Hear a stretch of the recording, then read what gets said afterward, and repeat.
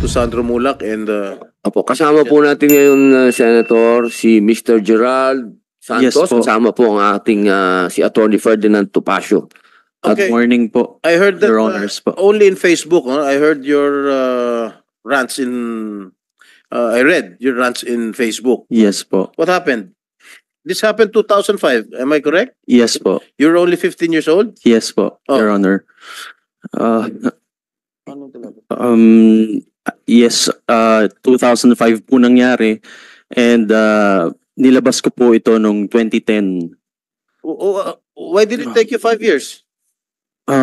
Dahil po sa takot po, sa kahihiyan, dahil po nung time na yon ay hindi pa naman po katulad ng panahon po ngayon na mas open na po ang lahat. And You should have filed the complaint immediately after that you were sexually harassed. ang nangyari po kasi noon, Your Honor, ay gusto po namin mag-pursue ng legal action, but yung nakausap po naming lawyer at that time, parang tapos na raw po yung prescription period. Okay, assuming that you filed the complaint with GMA, correct? Yes po. 5 years after, Yes po. did the GMA7 take action on it? Wala pong clear na resolution po na nakarating po sa I amin. have a copy here. Opo, Suspended and terminated the services of the one who sexually harassed you. pati po ako At inulis hindi na po nakabalik. nila. Hindi siya na nakabalik. I will not And- mention the name already because you know his name, of course. Yes po. What I'm saying is that GMA7 took action on it. Took action on your complaint. Diba? You wrote to have it.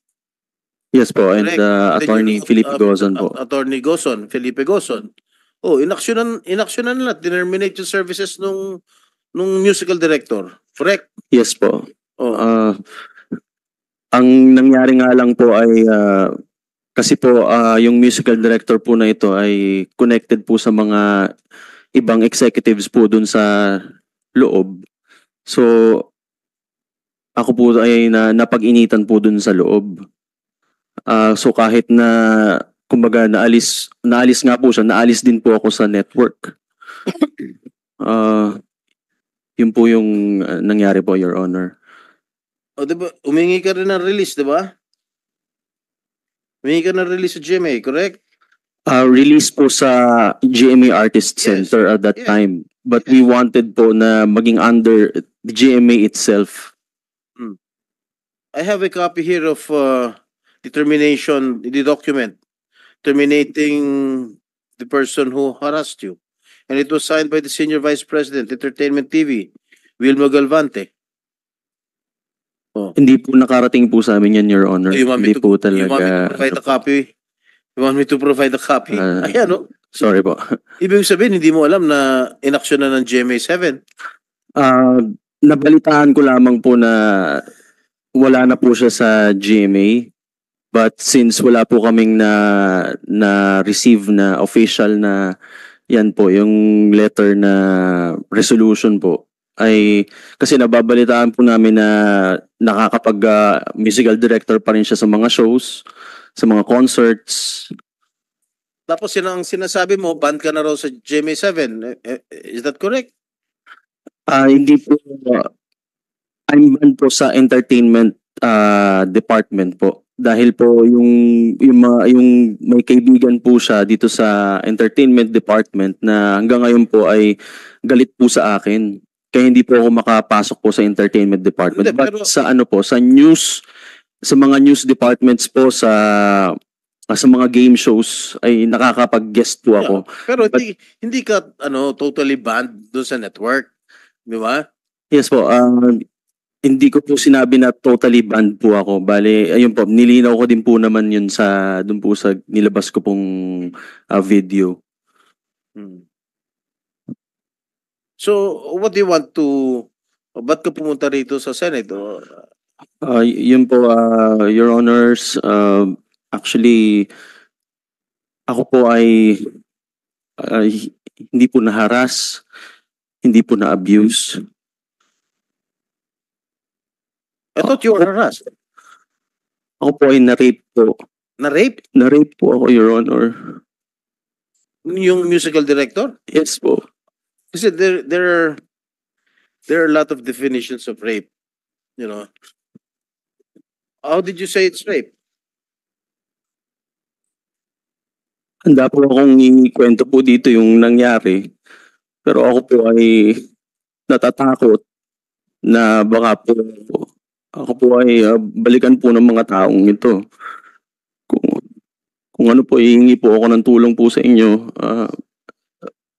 Senator Jinggoy and Senator Robin, na ako po ay magkaroon po ako ng lakas ng loob para po pasabi po itong story ko po. For 19 years po, ay kinip ko lamang po ito dahil sa takot ko nga po sa kahihiyan. Hindi ko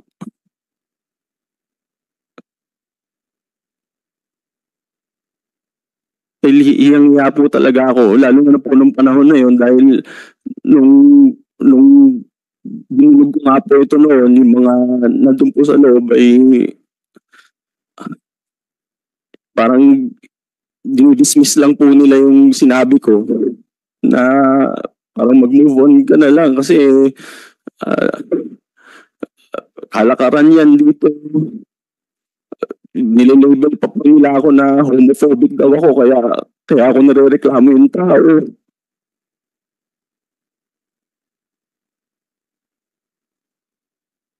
I was only 15 years old at that time, Your Honors. So wala po talaga akong lakas ng loob nung mangyari parang yung pang-abuso po sa akin. Wala po akong lakas ng loob talaga. Contestant pa lang po ako noon. And may power talaga po siya over me. Kaya hindi ko po nasabi talaga agad. Even nung sinabi ko po sa parents ko yan, galit na galit po sila. Iyak na lang po kami ng iyak. Particularly yung lolo ko po. Kinamatayan na nga po ng lolo ko dahil sa sama ng loob niya. 2 years after, namatay po yung lolo ko kasi sasama ng loob na po dyan kasi hindi po ako nabigyan ng katarungan po. So nangyari po sa akin. Okay, DOJ, what are the legal remedies that Mr. Santos can avail, considering the circumstances or statements he just gave? Kasi, is there a prescriptive period sa rape? Sir, yes. Ilang taon? I think, sir, it's 20 years, but I'll check po because he is a minor when the crime was committed. So baka po mas matagal po yung prescriptive period niya. But for grave offenses po, it's 20 years na pwede pa siyang Are you I'll contemplating, check po the exact years Mr. po. Santos, are you contemplating of filing charges Yes against the po. musical director? Yes po, Your Honor. Even though, Kasi ang tagal ko na po talagang gusto po kaya lang natatakot po talaga ako and wala po akong means. Kaya Your Honor, ako po ay naniniplod po sa inyo. Tulad niyo po ako kasi ako na po nitong tinago lang po sa ano ko po eh. Yung after po nung no, that's why we are, Yung after po nung nagreklamo kami sa GMA, nung natanggal po ako sa GMA, halos gumapang po kami para lang mabuo ang career ko. Kami po ng manager ko, dito po yung manager ko, si Kuya Kokoy. that's why we are here investigating in aid of legislation. Kasi I've heard being members of Showbiz together with Senator Robin, this has been prevalent since the 90s.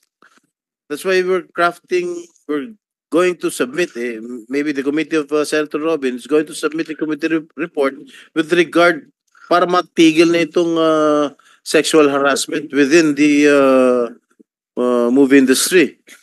This has been going on since early 90s. Opo, yun po nung nangyari. At hindi lang lalaki pati babae. Hindi lang lalaki. Yun po, sobrang gumapang po kami and nagpasalamat na lang po talaga ako na yung mga interviews ko po actually nung sinasabi kong marami pong beses na gusto kong sumuko na kasi dumating po talaga sa point na parang gusto ko na rin pong tapusin po yung buhay ko kasi po ako rin po yung breadwinner ng family ko. So, hirap po talaga ako kung paano ko po itatago yung family ko na napigilan po yung mga opportunities po sa akin. Kumusta naman ang career mo ngayon? Sa ngayon po, wala po akong Umalis ka sa GMA7. Di ba lumipat ka sa TV5? TV5 po ako, pero You were asking for a release from GMA7, correct? yes po. Oh. Yes po, Your Honor. You transferred to TV5. Yes po. Oh, what happened to your career? Binigyan po nila ako ng opportunity na makapag-show sa weekly show din po nila. Pero usually ay hindi naman po nag-prosper yung shows at nawala din po ako. Wala rin nangyari. Yes po.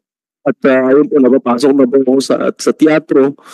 At thankfully po ay dumating po yung pangalawang parang second win po nung career ko nung nabigyan po ako ng opportunity po sa Miss Saigon po. Nakapasok po ako sa Miss Saigon. Doon lang po talaga nabuhay lang uli yung confidence ko na halos nasira na po parang pinrevent na po yung opportunities ko po, yung mga kakataon ko po dito sa Pilipinas. And thankfully po nabigyan po ng opportunity sa international stage. Very good. Anyway, you have your lawyer beside you, top-notch lawyer beside you, Attorney. Salamat nga po ako sa aking kaibigan po si Attorney Tomasio. We will not prevent you from filing a rape case against your accuser, against your yung Yes po. musical director. We will not prevent you. That is your prerogative. You seek advice from your lawyer. Po kasi si attorney po ay talagang binigyan lamang po ako ng oras po ngayon at siya po ay legal counsel ko for now, but after this po ay talagang ako po ay kailangan ko pong humanap po ng aking legal counsel for the case po. At sana po ay matulungan niyo po ako, Senator Jinggoy, Senator Robin. Ako po ay nakikiusap po sa inyo dahil ako po ay natatakot po dahil na-prevent po nila yung aking pong progress ng career po dito sa Pilipinas. Ngayon po kung magsasalita po ako, hindi ko po alam kung ano pong kaya pa po nilang gawin. What do you mean na-prevent yung progress mo sa network? You were the one who asked for a release. Di ba? Ikaw ang gustong magpatanggal sa GMA. And then, may sulat May sulat ka signed by your lawyer. Release lang po ako Correct.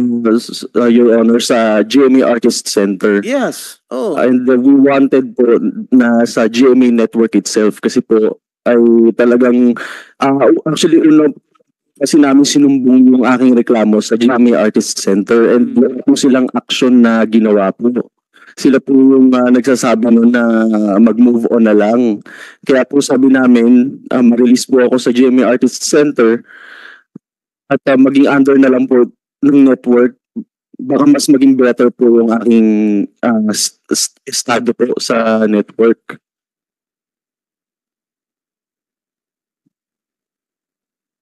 I have a copy of the letter of your lawyer. Notice of rescission of GMA Artist Management Agreement. Ikaw ang gusto magpa-release Oh. Sa Artist Center po, sir. Di ba Your yun ang Honor. bumubuhay, yun ang nag-build up sa mga artista, yung Artist Center? Po, pero may mga artists po na under GMA network itself po. So nagpapa-release ka sa Artist Center. Papunod po sa artist management nila. Pero pwede pong under GMA network ka po at that time. Sinisip mo po, unfortunately, GMA has failed to perform its obligation under the agreement as discussed in Mr. Santos's letter dated February 9, 2010. On the basis of the above, our client has decided to rescind the agreement. Accordingly, this letter constitutes formal notice of rescission of the agreement effective upon receipt hereof. Basta ang pagkakaalam ko, ikaw ang gustong umalis sa GMA Artist Center, basta inaksyon na ng GMA yung reklamo mo, tinanggal yung musical director because of yung charge mo na you were sexually harassed. Yes po, pero yun nga po, sa GMA Artist Center lang po. And sinabi po namin sa letter na gusto po namin sa GMA Network maging under po ako. What did they say? Wala po silang sinabi. Basta nirelease na lang po nila ako. Anyway, may you have your lawyer there beside you. You can seek advice from your lawyer. If you want to file rape cases, a rape case against the musical director, that's your call. That's your prerogative. Yes po, Your Okay, Honor. we Salamat po. continue. Thank you, Mr. Santos. Salamat po. Where is Mr.